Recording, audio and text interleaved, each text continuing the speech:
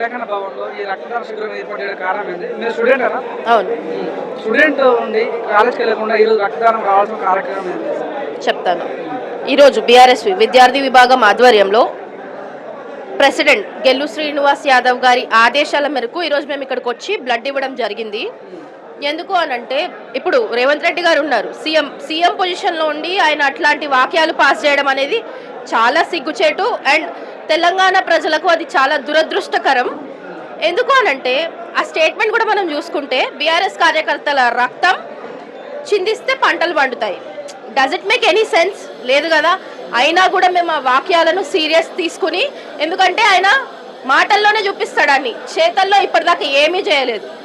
ఆయన రక్తం అడిగినందుకు మేము ఈరోజు తెలంగాణ భవన్లో అందరం విద్యార్థి నాయకులం, బీఆర్ఎస్ పార్టీ సీనియర్ కార్యకర్తలు అందరూ వచ్చి వాళ్ళ రక్తం ఇవ్వడం జరిగింది. ఎందుకు అనంటే మనం స్టోరీస్లోనే చూసుకుంటాం, రక్త పిశాచి అని వింటాం, కానీ కాంగ్రెస్ ప్రభుత్వంలో లైవ్గా తెలంగాణలో చూడడానికి జరుగుతుంది.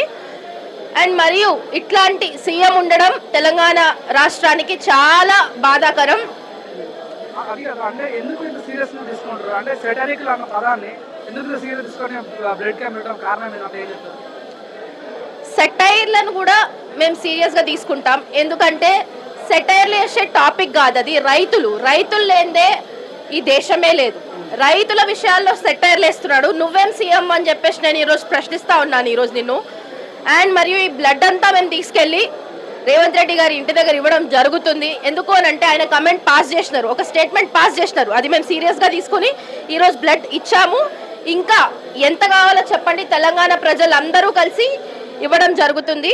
మేము ఈ బ్లడ్ డొనేషన్ క్యాంప్ త్రూ ఒక్కటే డిమాండ్ చేస్తున్నాం. ఏదైతే కన్నెపల్లి ఇప్పుడు వాటర్ ఇష్యూ ఉంది, మా డిమాండ్స్ ఏంటి అంటే వృధాగా సముద్రాల్లో కలిసిపోతున్న వాటర్ అనేది కాళేశ్వరం ప్రాజెక్ట్ త్రూ రిలీజ్ చేసి పంటలు ఏవైతే పండట్లేదో రైతులకు మరియు పేదలకు తాగునీటికి వసతి కోసం ఆ నీళ్ళు అనేవి వాడాలి అని చెప్పేసి ఈరోజు మేము చెప్తా ఉన్నాము. అండ్ ఇంకొక మాట ఏంటి అని అంటే ఇప్పుడు ప్రతి ఒక్కరు అనుకోవచ్చు సెటైరిక్గా వేసిన మాట సీరియస్గా తీసుకుంది బీఆర్ఎస్ ప్రభుత్వం అని. వాళ్ళకు లేని సీరియస్నెస్ మా దగ్గర ఉంది రైతుల పట్ల అని చెప్పేసి మేము చెప్తా ఉన్నాము. అండ్ ఈ బ్లడ్ మేము రేవంత్ రెడ్డి గారి ఇంటికి చేరుద్దాం అనుకునే లోపు భవన్ చుట్టూ వందలాది పోలీసులను పెట్టారు. ఇంత పిరికితనం పెట్టుకుని అట్లా అడ్డగోలుగా ఎట్లా మాట్లాడతావని చెప్పేసి బీఆర్ఎస్వి నుండి ఈరోజు నేను ప్రశ్నిస్తా ఉన్నాను. నీకు పిరికితనం లేకపోతే ఈ పోలీసులు అందరు ఎందుకు? ఇప్పుడు ఈ బ్లడ్ అనేది ఆయన వరకు చేరిస్తే ఆయన యాక్షన్ తీసుకోవాలి. ఇప్పుడు మా ప్రోగ్రామ్ని కంప్లీట్గా ఫుల్ స్టాప్ పెట్టడానికి ఆయన పోలీసులను పెట్టారు. ఇంత పిరికితనం ఉన్నప్పుడు ఆ వాక్యాలు అనేవి మానుకోవాలి.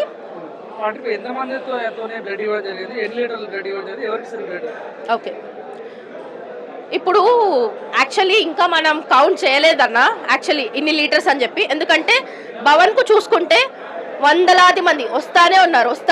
మేము ఇస్తాం బ్లడ్, మేము ఇస్తాము తెలంగాణ రైతుల కోసం అని చెప్పేసి. So we don't have a count on it.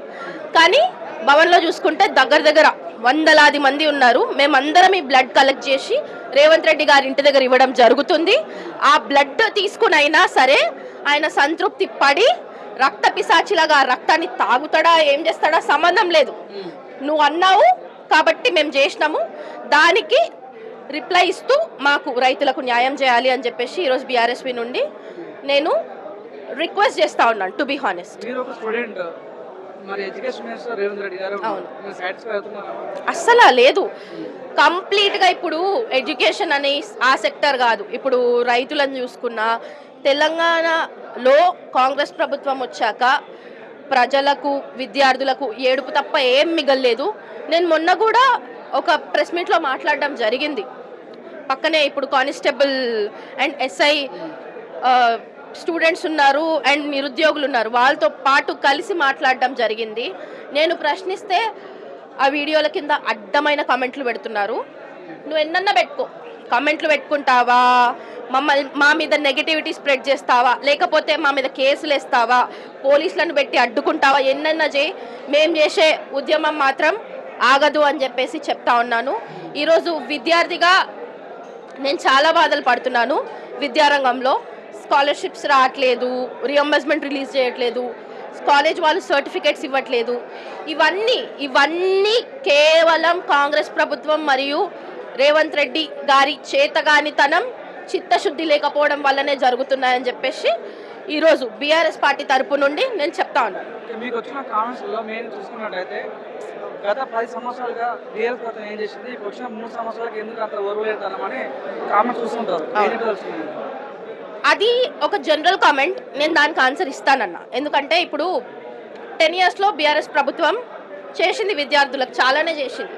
కానీ మరీ ఇంత లీస్ట్ ప్రియారిటీగా పెట్టి విద్యార్థులను మరీ ఇంత హీనంగా చూడడం మాత్రం జరగలేదు. బీఆర్ఎస్ ప్రభుత్వంలో లోటుపాట్లు అయ్యాయి, కన్ఫర్మ్గా అయ్యాయి, చెప్తా ఉన్నాను కదా.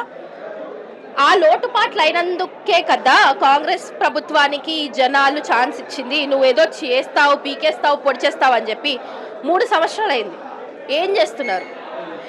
ఇప్పటికిప్పుడు గవర్నమెంట్ ఫామ్ అయింది, ఎక్కువ రోజులు కూడా కాలేదు అంటే మనం అనుకోవచ్చు. కానీ ఆయన ఎడ్యుకేషన్ మినిస్టర్ అయ్యారు, సీఎం అయ్యారు, కానీ స్టూడెంట్స్ కోసం ఏం చేయలేదు. ఈ కమెంట్ చాలా జనరల్ కమెంట్ కాబట్టి నేను దీనికి ఆన్సర్ ఇచ్చాను.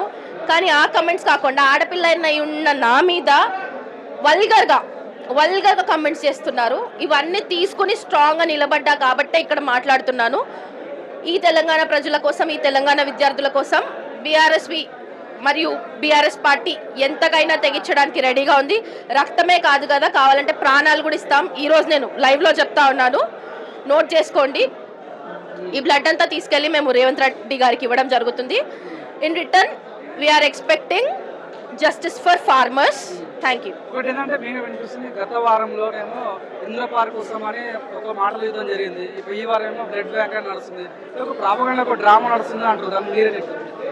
ఈ డ్రామా అనేది చేస్తుంది కాంగ్రెస్ ప్రభుత్వం. ఎందుకంటే ఇంకా 2 years వాళ్ళకి టైం ఉంది నెక్స్ట్ గవర్నమెంట్ ఫామ్ అవ్వడానికి.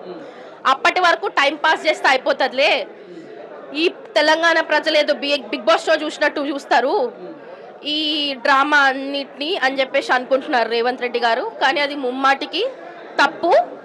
తెలంగాణ ప్రజలు అన్ని గుర్తుపెట్టుకుంటారు. గత కాలంలో కాంగ్రెస్ ప్రభుత్వం బీఆర్ఎస్ ప్రభుత్వం ఏం చేసింది, ఈ కాలంలో కాంగ్రెస్ ప్రభుత్వం ఏం చేస్తుంది, అన్ని వాళ్ళకి ఆ తెలివి ఉంది. కానీ నీకు ఛాన్స్ ఇచ్చినారు, కానీ వాళ్ళు రిగ్రెట్ ఫీల్ అవుతున్నారు. కానీ నీకు మళ్ళీ ఛాన్స్ ఇవ్వరు. ఈరోజు నేను స్ట్రాంగ్గా చెప్తా ఉన్నాను, బీయింగ్ అ విద్యార్థి, నేనైతే ఇంకో ఛాన్స్ ఇవ్వను కాంగ్రెస్ గవర్నమెంట్కి.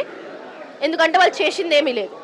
ఎంత తొందరగా అయితే ఈయనను గద్దెక్కించినారో అంతే తొందరగా తెలంగాణ ప్రజలు రేవంత్ రెడ్డి గారిని తిప్పి కొట్టడం is a very strong word. మిమ్మల్ని తిప్పి కొడతారు. మీరు కనీసం ఇట్లా ముఖం కూడా చూపించుకోవడానికి సిగ్గుపడతారు తెలంగాణ ప్రజలకి అని చెప్పేసి నేను చెప్తా ఉన్నాను. ఇప్పుడు నేను మొన్న ఒక కమెంట్ చూసిన బండి సంజయ్ గారిది, watching Congress and BRS party fight is like a watching Bigg Boss అని చెప్పేసి. ఆయనకే అట్లాంటి థాట్ వచ్చినప్పుడు తెలంగాణ ప్రజలకు రాదా చెప్పండి? మేము కొట్లాడుతుంటే దాన్ని డ్రామా చేస్తున్నారు.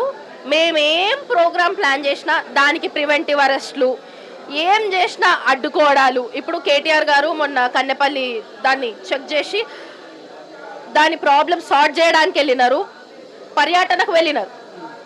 పోలీసులను పెట్టి అడ్డుకోవడానికి ఏం అవసరం ఉందని చెప్పేసి ఈ కాంగ్రెస్ ప్రభుత్వాన్ని నేను ప్రశ్నిస్తా ఉన్నాను. అంత పిరికితనం ఎందుకు? కనీసం నేను మొన్న కూడా ఒక వాక్యం చెప్పడం జరిగింది, పేపర్ మీద ఆన్ పాయింట్ పెట్టలేని వాళ్ళే ఇట్లా ప్రివెంటివ్ అరెస్టులు చేస్తారు, మమ్మల్ని మా పని చేసుకోనియకుండా చేస్తున్నారు. ఎందుకు? ఇంత భయం ఉన్నప్పుడు దిగిపోండి ఆ గడ్డ మీద నుండి. తెలంగాణ ప్రజలకు న్యాయం చేయలేనప్పుడు దిగిపోండి, మీకు చేత కాకపోతే దిగిపోండి. ఎవరైనా ఎలిజిబుల్ పర్సన్ వచ్చి దాన్ని చూసుకుంటారు. కానీ తెలంగాణ ప్రజలతో, తెలంగాణ విద్యార్థులతో ఇట్లా ఆడుకుంటామంటే తెలంగాణ ప్రజలం మేము ఊరుకోము అని చెప్పేసి చెప్తా ఉన్నాను. అంటే ఇదే పార్టీ నుంచి వచ్చినటువంటి కవిత గురించి ఏ రోజు బీఆర్ఎస్ నాయకులు మాట్లాడరు, ఎందుకని మాట్లాడారు అంటే మీరే చెప్తారు, మహిళగా మీరే చెప్తారు కవిత గురించి. ఎందుకంటే సైలెంట్ అయిపోతున్నారు. సైలెంట్ ఎవరు అవ్వట్లేదు. ఇప్పుడు కవితక్క గారు గతంలో ఈ పార్టీలో ఉన్నారు. మనము ఇప్పుడు అది ఒక పర్సనల్ ఫ్యామిలీ ఇష్యూ అయినంత వరకు మనం we don't have a right to comment on it. కానీ ఇప్పుడు అది ఒక సోషల్ ఇష్యూగా కవితక్క గారు చాలా కమెంట్స్ చేయడం జరుగుతుంది. అండ్ దానికి రిటర్న్లో మేము ఒకటే చెప్తున్నాం, we're ready to face the media. ఏవేవైతే వాక్యాలు చేశారో అన్నిటికీ త్వరలో ఎవరి మీద అయితే ఆరోపణలు చేశారో వాళ్ళే మీకు సమాధానం చెప్తారు. అండ్ ఇంకొకటి ఏంటి అని అంటే, ఆడపిల్లగా నేను ఇంత స్ట్రాంగ్గా ఎందుకు చెప్తున్నాను అంటే, ఈ పార్టీలో ఒక సెక్యూరిటీ అనేది ఉంది ఆడవాళ్ళకి. నేను ఒక్కదాన్నే కాదు, చాలామంది ఆడవాళ్ళు ఇప్పుడు వచ్చి బ్లడ్ ఇవ్వడం జరిగింది. మీరు చూసుకుంటే ఈ పార్టీలో ఒక సెక్యూరిటీ అనేది ఉంది మాకు. ఇంత స్ట్రాంగ్గా మాట్లాడుతున్నామంటే మేము భయపడట్లేదు, ఎవరికి భయపడం కూడా. ఈ తెలంగాణ ప్రజల మేలు కోసం ఎప్పటికీ కొట్లాడుతూనే ఉంటాం. Thank you. చివరిగా హరీష్ రావు గారిని అంటే గుంటనక్క అనే పదం వాడడం జరుగుతుంది. ఎందుకని మీకు అంటే మహిళా లీడర్స్ ఎందుకు కోపం రావట్లేదు అంటే మీరే చెప్తారు కవిత గారి నుంచి? కోపం రావట్లేదు అని కాదు, కేవలం కవితక్క గారు ఈ తెలంగాణ జాతిపిత కేసీఆర్ గారి కూతురు అని చెప్పేసి మేము ఆగడం జరుగుతుంది. ముఖ్యంగా నేను ఆగడం జరుగుతుంది. ఎందుకంటే ఆవిడ ఎక్స్పీరియన్స్ అంత లేదు నా age. I can't comment on it. If నిజాలు మాట్లాడాలి అనుకుంటే మా సీనియర్ లీడర్స్ మహిళలు చాలామంది ఉన్నారు, వాళ్ళు మాట్లాడారు. ఇంకా ఫ్యూచర్లో కూడా మాట్లాడతారు. Being a women, very young women, I can't comment on her. ఎందుకంటే నేను అది ఆవిడ ఏజ్కి మరియు ఆవిడ చేసే పనులకి ఇచ్చే రెస్పెక్ట్. Thank you.